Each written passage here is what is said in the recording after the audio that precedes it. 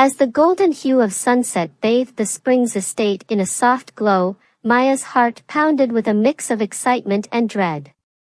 Tonight was not just any gathering, it was her inadvertent plunge into a world where the stakes were as high as the towering walls that loomed before her. With each step towards the grand mansion, her simple scarf felt more like a shield against the opulence that lay ahead. Inside the car, her father, James, adjusted his driver's uniform, the fabric worn thin at the elbows from years of service to the Johnson family. Remember, Maya, these folks live in a different world. One wrong step, and it's not just you who'll feel the consequences, it's both of us, he cautioned, his voice strained with the weight of responsibility that extended beyond mere employment. As they parked alongside sleek, luxury cars that glittered under the setting sun, Maya felt the full weight of their modest means. The estate's entrance was flanked by towering columns and lined with vibrant flowers that seemed to scoff at her worn shoes. Despite this, she straightened her back, drawing strength from her father's years of hard work, which allowed her to dream of a future beyond these gates. The air buzzed with the sound of a string quartet as they approached the main hall, the melody weaving through the air like a siren's call into a sea of wealth and privilege. Maya's eyes widened as she took in the grandeur. Crystal chandeliers hung from the ceiling like stars in a clear night sky, each light casting patterns that danced on the marble floors. Guests milled about in designer dresses and tailored suits, their laughter light and carefree, untouched by the burdens that Maya carried on her slender shoulders. Amidst a sea of strangers, Maya spotted Mrs. Johnson, the matriarch of the family. Her dress sparkled with every turn, catching the light with a brilliance that made Maya momentarily forget her anxieties. Mrs. Johnson's eyes met hers, and for a fleeting moment, Maya saw a glimmer of recognition, or was it scrutiny, before the woman turned away, her attention caught by another lavishly dressed guest. Trying to steady her racing heart, Maya turned to find her father already blending into the background with the other staff, his presence dismissed as easily as the setting sun outside. It was then that she overheard snippets of a conversation between two passing guests, their words laced with disdain for the help. "She's new, isn't she? The driver's daughter, I presume. Looks totally out of her element," one guest whispered, not bothering to lower her voice. "Yes, I heard she's been accepted to some small-time college. Can you imagine?" As if a degree could bridge the gap between her world and ours, the other replied, her laugh sharp as cut glass. Maya's cheeks burned with humiliation, but she clenched her jaw, refusing to let their words defeat her. This night was a test, a challenge to prove that she belonged not just in this mansion, but wherever her ambitions would take her. She scanned the room, committing every detail to memory, the way the guests held their glasses, the effortless poise they displayed, the cultured ease of their conversations. One day, she told herself, she wouldn't be a mere observer. One day, she would command rooms like this with her presence and intellect. Drawing a deep breath, Maya moved forward, her steps uncertain but unyielding. Tonight, she was not just James's daughter or a driver's child. Tonight, she was a student of this hidden world, and every moment was a lesson in the art of survival and ambition in the face of adversity. The night air was electric with anticipation and whispers of grandeur as Maya stepped deeper into the labyrinth of luxury that was the Johnsons' estate. But beneath the glittering surface, a storm brewed, one that Maya would soon find herself entangled in. As she navigated through clusters of chatting elites, a chandelier's soft glow illuminated the trio known for their silver spoons and smirks, Ethan, Emeka, and Faye. Their eyes, sharp and assessing, found Maya. She was an anomaly here, a mystery they seemed intent on solving, or perhaps, unwinding. "Who's that?" Ethan's voice cut through the low hum of the party, a hint of intrigue lacing his words. Maya, feeling the weight of his gaze, straightened her scarf, an armor of modesty against their scrutinizing eyes. Emeka scoffed, a smirk playing on his lips. "The driver's daughter," he replied, dismissing her with a flick of his wrist as if the very notion of her presence was a minor amusement. But Ethan, with a glint of mischief in his eye, wasn't satisfied with just a dismissive chuckle. "Not worth your time," Emeka added, but Ethan's interest had piqued. "Let's see if she can handle us," Ethan declared, a predatory smile spreading across his face. His companions exchanged glances, their shared history of dominance and entitlement fueling their next move. They approached her as a unit, the air thickening with tension as they moved. Maya felt a ripple of unease. She had heard stories about these young men from her father, warnings whispered after long shifts. They were known for turning their boredom into others' misfortune, yet knowing this did nothing to quell the rapid beat of her heart. "Maya, isn't it?" Faye's voice was silky, deceptively friendly as he cornered her against a backdrop of ornate wallpaper and opulent laughter. "We've heard so much about you. Tell us, do you enjoy these little escapades with your father? Mixing with the higher circles?" His words, dripping with condescension, were a verbal jab masked by a grin. Maya's response was calm, her voice steady, betraying none of the anxiety that fluttered in her chest. "I'm here to support my father," she stated, her eyes not meeting theirs, focusing instead on a point over Ethan's shoulder. "Oh, an engineer, you say?" Ethan chimed in, amusement flickering in his eyes as he turned to share a look with Emeka. "Planning on fixing cars all your life, then? Or maybe our air conditioners when they break down?" The laughter that erupted from the trio was like a slap to Maya's dignity. She clenched her fists at her sides, each chuckle a spark against her resolve. "Actually," Maya replied, her voice firmer, rising above their laughter, "one day, I plan to build systems that your businesses might use. Maybe then you'll remember this conversation differently." Her reply snatched the amusement from their faces, replacing it with a momentary flicker of surprise. It was fleeting, but in that instant, Maya saw something else, annoyance, perhaps even a sliver of respect. But Ethan recovered quickly, his smirk returning as he leaned in closer. "We'll see about that," he jeered, the others nodding in agreement as they prepared to move on to their next amusement, leaving Maya standing firm, her heart racing but her stance unwavering. As they walked away, their laughter echoed down the grand hall, a taunting melody that lingered around her like a chill. Maya's cheeks burned with a mix of anger and humiliation, yet she pushed it aside.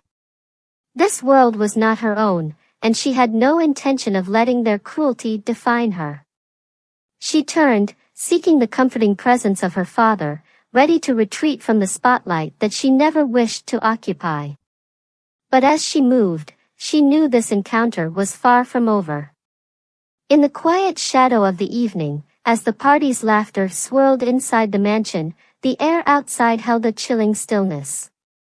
Maya, seeking a moment of peace, had no idea that the night was about to turn into her worst nightmare. As the cool breeze brushed against her skin, she tried to shake off the discomfort of the earlier encounter with Ethan, Emeka, and Faye.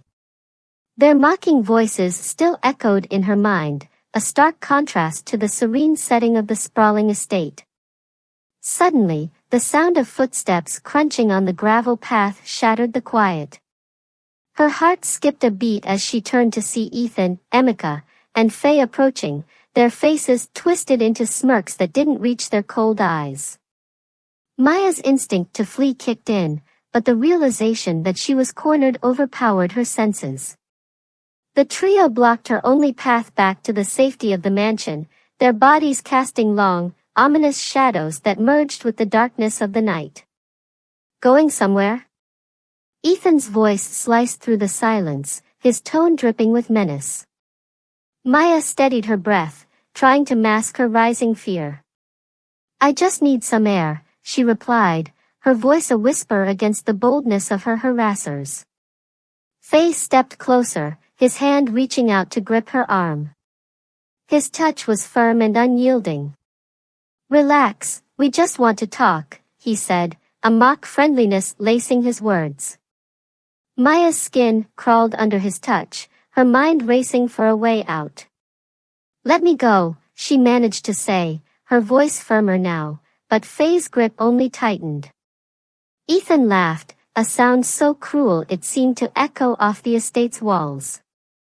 "Why are you acting so high and mighty? You think you're better than us?" His face was inches from hers, his breath foul with alcohol. Maya's resolve hardened.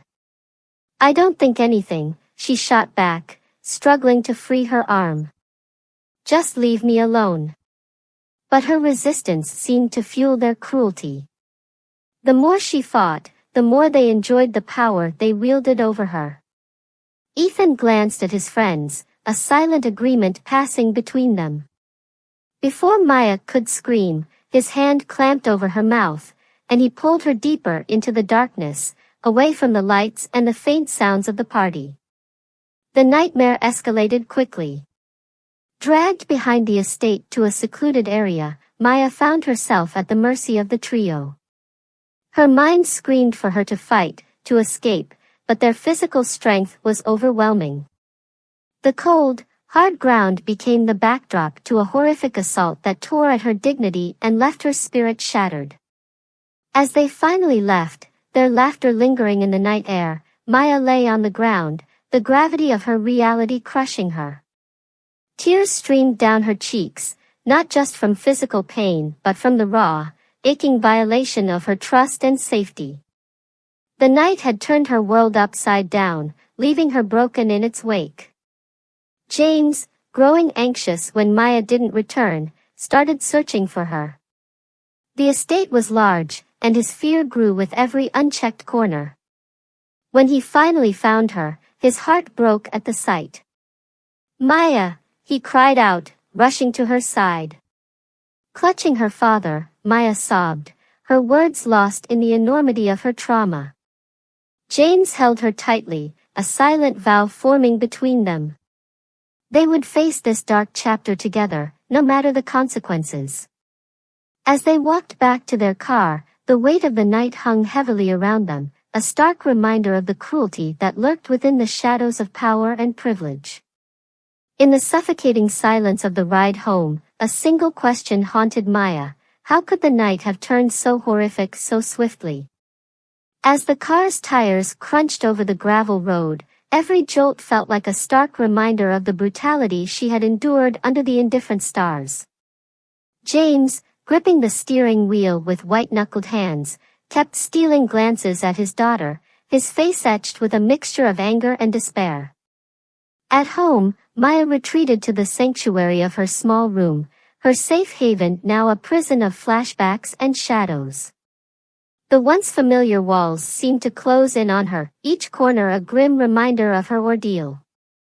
She lay in her bed, staring at the ceiling, as the moonlight streamed through the window, casting ghostly patterns that danced across her covers.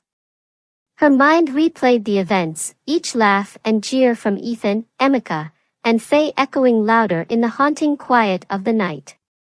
Days turned into weeks, and Maya spoke little, her once vibrant spirit dulled by the heavy cloak of trauma. She abandoned her textbooks and sketches of engineering marvels, the dreams they represented now tainted by the memory of mocking sneers questioning her worth. Her father watched helplessly as Maya's bright future dimmed, her aspirations dissolving into a mist of doubt and fear. James, a man who had dedicated his life to serving others, felt an unfamiliar helplessness. He had taught Maya to face the world with her head held high, but how could he ask that of her now? The injustice gnawed at him. His daughter's tormentors were living their lives untouched, shielded by their wealth and social standing. One evening, as he cleaned the dinner dishes, he overheard Maya's quiet sobs from her room. The sound shattered the last of his resolve. He knocked gently on her door, a simple act that felt like crossing an immense divide. Maya, he called softly. She didn't answer, but he pushed the door open anyway, finding her curled up on her bed, her face buried in her pillow. Sitting beside her, James reached out, his hand trembling as he touched her shoulder. "You're not alone in this," he whispered. "I'm here, and I'll always be here." Maya lifted her head, her eyes red and swollen. "How can I ever face the world again, Papa?" she asked, her voice a fragile whisper. "They've taken everything from me." James's heart broke for the 1000th time since that night. "They took a night from you, Maya," he said firmly. "But they can't have your dreams unless you let them. We'll fight this, together." It was then that Maya realized the depth of her father's love and the strength of his spirit. She didn't have to carry her burdens alone, she had a pillar of support in the man who had sacrificed so much for her already. This realization ignited a spark within her, faint but steady. Over the next few months, Maya began to reclaim small pieces of herself. She started sitting in the garden, letting the sun's warmth seep into her skin, driving the cold shadows away. She returned to her books, the pages that once brought her joy now offering a quiet comfort. Her father introduced her to online courses on engineering, allowing her to study from the safety of home. Each equation she solved, each project she completed, rebuilt a piece of her shattered confidence. As winter melted into spring, Maya found a new resolve. She wouldn't let her life be defined by a single night of horror. With her father's unwavering support, she began to plan for the future again, her dreams no longer distant stars but beacons guiding her way forward. This wasn't just about survival, it was about reclaiming the life she was meant to lead, one small victory at a time. Maya stepped off the bus in Lagos with nothing more than a duffel bag slung over her shoulder and a heart heavy with unspent tears and untested resolutions. Lagos, with its ceaseless hum and sprawling chaos, felt like a world away from the suffocating quiet of her small hometown. Here, among the throngs of strangers, she could be anyone, a freedom that thrilled and terrified her in equal measure. Her first weeks in the city were a blur of grim determination. She found a tiny room in a crowded boarding house in the bustling heart of the city, where the nights were filled with the sounds of honking cars and distant music. The room was a cramped square of solitude, but it was hers alone, a private space to rebuild the shards of her old self into something stronger. Maya's days were spent working at a small cafe tucked away on a busy street corner. The cafe was a warm, fragrant world of its own, filled with the clink of coffee cups and the murmur of conversations. Here, Maya was just another waitress, her past hidden beneath her uniform and her future brewed in every cup of coffee she served. Her boss, Mr. Adabii, was a stern man who valued hard work and punctuality, qualities Maya possessed in abundance. Every penny Maya earned was a step toward her new dream. After her shifts, she'd sit at a back table, nursing a lukewarm cup of coffee while poring over used textbooks she had bought with her meager savings. Engineering had been her first love, but the law now called to her, a field where she could fight for justice not just for herself, but for others whose voices had been silenced. It was during one of these late-night study sessions that Maya overheard a conversation that would steer her path forward. Two men at a nearby table were discussing a local lawyer, Mrs. Nwosu, known for taking on cases for the underprivileged. Maya's interest was piqued.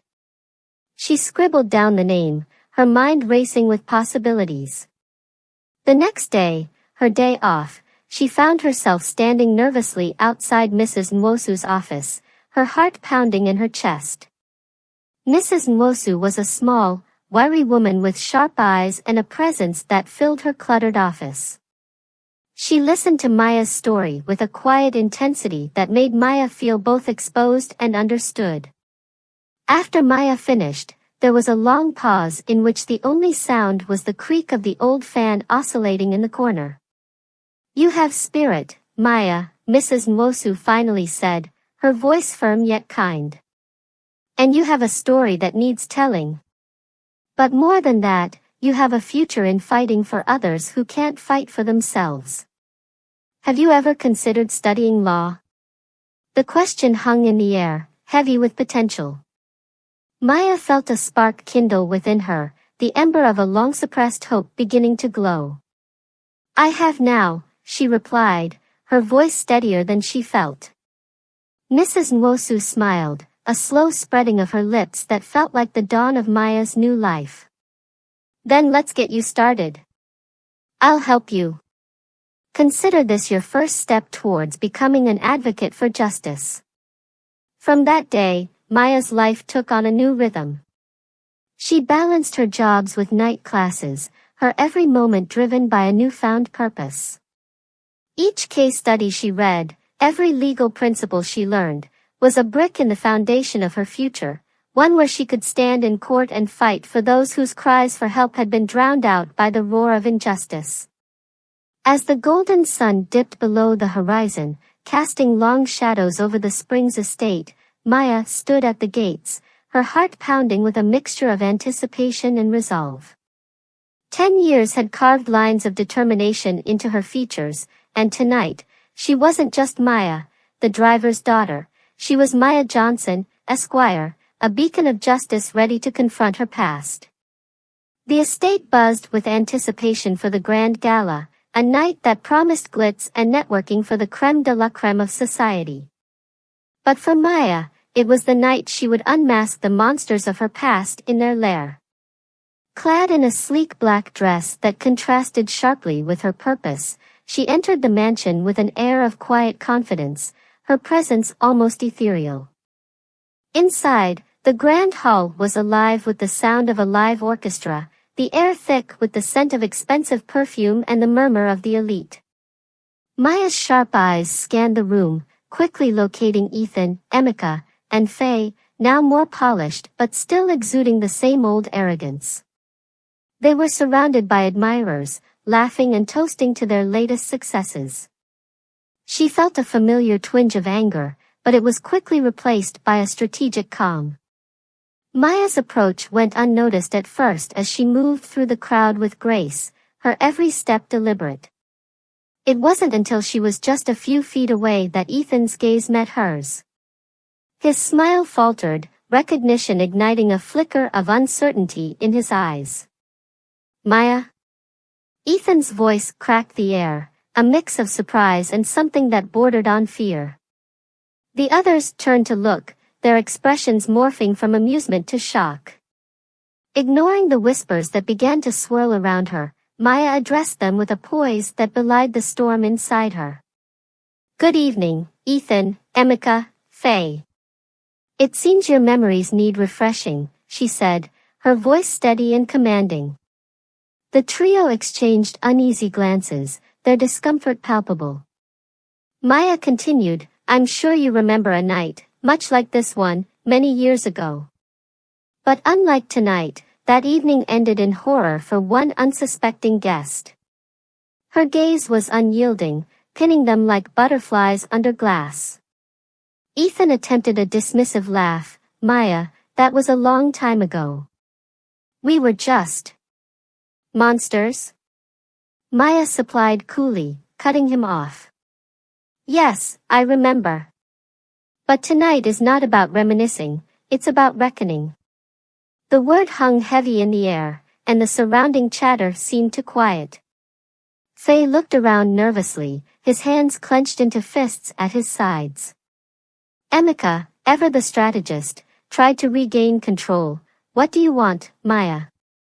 What I want, Maya paused, her eyes sweeping over the faces of the elite, some of whom had begun to pay keen attention to the unfolding drama, is justice. Not just for myself, but for every voice you've tried to silence with your power and privilege. The threat was clear, and the implication of her words began to dawn on them. This wasn't merely a confrontation, it was an unveiling. As Maya turned to walk away, her exit was not just a physical movement but a powerful statement. She left them standing amidst the ruins of their composure, with the eyes of their world now scrutinizing them closely. Outside, the cool air was a balm to her heated cheeks. Maya allowed herself a moment to breathe, her mind replaying the confrontation. Tonight was just the beginning, she knew. The battle would be long and fraught, but as she looked up at the stars, a sense of justice guided her path forward, brighter than the lights of the gala behind her. This was her moment, her cause, and her story was only just beginning to rewrite the stars. In the packed courtroom, as the heavy doors swung shut, a hush fell over the gathered crowd, the air thick with anticipation. Maya stood, her posture composed, her eyes steady. This was the moment she had waited for, not just for years, but for what felt like lifetimes stretched across the dark nights of her soul. Across the room, Ethan, Emeka, and Faye shifted uncomfortably in their seats, their legal team arrayed behind them like a shield, but today, their wealth could not distort the scales of justice. The prosecutor opened with a poignant address, laying bare the gravity of the accusations against the trio. This trial, he declared, is not only about the crimes committed in the shadows but about the light of truth, capable of revealing the depth of corruption and the breadth of entitlement that some believe grants them immunity. One by one, witnesses took the stand, their testimonies weaving a tapestry of long-suppressed truths. A former employee of the Johnson estate, her hands trembling yet voice resolute, recounted an evening much like the one Maya endured, her story a mirror to the brutality Maya had faced. The courtroom listened, rapt, as she described the threats that silenced her for years, the same threats that had once made Maya's voice quiver in fear. As the defendant's former associates disclosed details of fraudulent schemes and exploitative behaviors, the atmosphere grew dense with the weight of their revelations. With each account, the trio's facade of untouchability crumbled, revealing the men behind the curtain, not as towering figures of power, but as cowards cloaked in privilege. Then, it was Maya's turn to speak. As she stepped forward, the courtroom seemed to lean in, as if drawn by the gravity of her courage. She recounted that harrowing night, not with the voice of a victim, but with the resolve of a warrior who had transformed her pain into purpose. "They thought they could break me," Maya stated, her voice clear and unwavering, "but here I stand, not just for myself, but for every silent voice hoping to be heard." The defense's attempts to undermine her were feeble, desperate. Their questions, aiming to paint her as vindictive or unreliable, fell flat against the stark solidity of her integrity and the corroboration of evidence she had meticulously gathered. In a bold yet calculated move, Ethan chose to testify, perhaps believing his charm could sway the jury as it had once swayed his circle of influence. However, under the sharp questioning of Maya's lawyer, his facade cracked. Each contradiction, each evasion, further cemented his guilt in the eyes of the court. The jury's deliberation was a mere formality. The verdict was swift and unanimous, guilty on all counts. The judge's gavel fell like a thunderclap, sealing their fate. The sentences handed down were severe: prison terms, fines, and the dismantling of their business empires. As the judge pronounced the judgment, Maya felt a chapter of her life close, one filled with shadows now overtaken by the relentless, radiant dawn of justice. Outside the courthouse, the air was electric with the buzz of media and the cheers of supporters. Maya stood amidst it all, a figure of resilience and vindication. As cameras flashed and reporters jostled for her comment, she realized that this victory was not just a personal triumph but a beacon for the countless who had watched her journey from the depths of despair to the heights of justice. Her battle was won, but her war, the war against silence and injustice, was just beginning. As dawn broke over Lagos, the city awoke to a new chapter, one written by those daring to reshape the shadows of the past into the light of justice. Maya stood at the window of her office in Phoenix Rising, watching the golden hues paint the sky. The organization had become more than a beacon of hope, it was a catalyst for profound change, challenging the deep-seated injustices that had long been accepted as the norm. In the years following the trial, Maya's efforts had galvanized a movement. Phoenix Rising wasn't just offering legal aid and counseling, it was at the forefront of legislative battles, pushing for laws that would protect the vulnerable and hold the powerful accountable. Each victory in the courtroom was a stepping stone to broader societal shifts, each case a story that tugged at the conscience of the nation. The organization's latest initiative was a partnership with universities across Nigeria to educate young men and women about their rights and the importance of consent. Maya knew that change had to begin with the youth, with the ideas that formed the foundation of their beliefs and behaviors. She spent hours speaking in lecture halls, her story a powerful testament to resilience and the possibility of redemption. But Maya's work was not without its challenges. Resistance came from those who clung to old power dynamics, who saw her efforts as a threat to their established way of life. Threats and slander were common, yet with each attempt to intimidate her, Maya's resolve only strengthened. She was not just fighting for herself anymore, she was fighting for the countless voices that had been silenced. One afternoon, as she prepared for a panel discussion on gender-based violence, Maya received a call that tested her resolve like never before. A young woman, barely 18, had been assaulted by a prominent businessman, a man whose wealth and connections echoed the very adversaries Maya had once faced. The case was a chilling reminder of her own past, but it also reaffirmed the necessity of her mission. Gathering her team, Maya laid out the strategy. They would take the case, not just to seek justice for the young woman, but to expose the systemic corruption that allowed such crimes to go unpunished. The battle would be public and fierce, with the eyes of the nation watching. Maya knew the risks, she knew the backlash that would come. But as she looked around the room at the determined faces of her team, she felt a surge of collective strength. They were ready to stand against the tide, together. The trial was a spectacle, much like her own had been years ago. Media swarmed the courthouse daily, hanging on every word, every piece of evidence Maya's team presented. Public opinion was divided, but the discourse was shifting, slowly turning in favor of the survivor. With each day, with each testimony, the wall of silence was crumbling. In the end, justice was served. The businessman was convicted, his reputation in ruins. The verdict was a loud, resounding message that no one was above the law, no matter their wealth or status. As Maya stood outside the courthouse, cameras flashing around her, she felt a weight lift, a sign that the world was indeed changing. Returning to her office that evening, Maya sat at her desk, the city lights twinkling like stars in the distance. Her journey had been long, filled with battles both personal and public. Yet, as she penned her thoughts in a journal that had seen her darkest days and brightest victories, she realized the fight was far from over. But for every challenge, there was a victory, for every shadow, a light. With Phoenix Rising, and the countless who now stood with her, Maya was ready to face whatever came next, forging a path of light for generations to follow.